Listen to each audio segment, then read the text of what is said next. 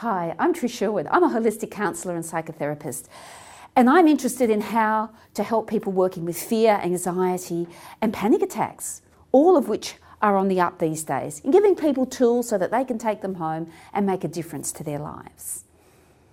In order to understand fear, panic, anxiety, we have to understand it's a condition we all could have, and we certainly all have fear. What we need to understand is it's not in our heads. It's actually in our bodies. Fear, we might think about it, but it actually is experienced in our bodies. And anyone who has panic attacks knows what it's like to feel shaky in your body, to need to run, whatever. So let's start looking at how panic attacks and fear attacks start. First of all, when you're balanced and calm, you're fully breathing down to the tips of your toes. You are balanced, feeling at ease.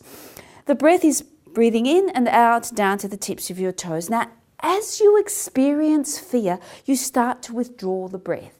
And we become conscious of it at different times. Some of us become conscious that we're getting fearful when our legs start shaking. By then our breaths withdraw and we're moving our higher consciousness out this far.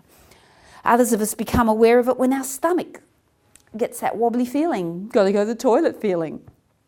We're already that far out by that stage. Then some of us become aware of our fear when we get in our bodies, when we get that butterfly feeling in the stomach, wanting to be sick, nausea, anxious. Our breath is that far out at that stage. And our higher consciousness, which is carried by our breath. When we actually have a panic attack, our breath is this far out, our higher consciousness is that far out, and there's the terror that we can't breathe because our breath is rising very rapidly. Of course, when the breath rises right up here, we start to get dizzy. And when the breath goes right out and it's just held by a cord, we faint. And that's what we call shock. People leave their bodies really quickly because they can't deal with the trauma that's going on around them. It's too much for them as a human being to digest. So the first thing to understand is that fear is a state of leaving your body. That is your breath and your higher consciousness, your higher mind, which is carried by your breath. So the immediate counter to leaving your body and to reducing your fear and panic is to get back into your body, right down to the tips of your toes, stamping your feet. I am here.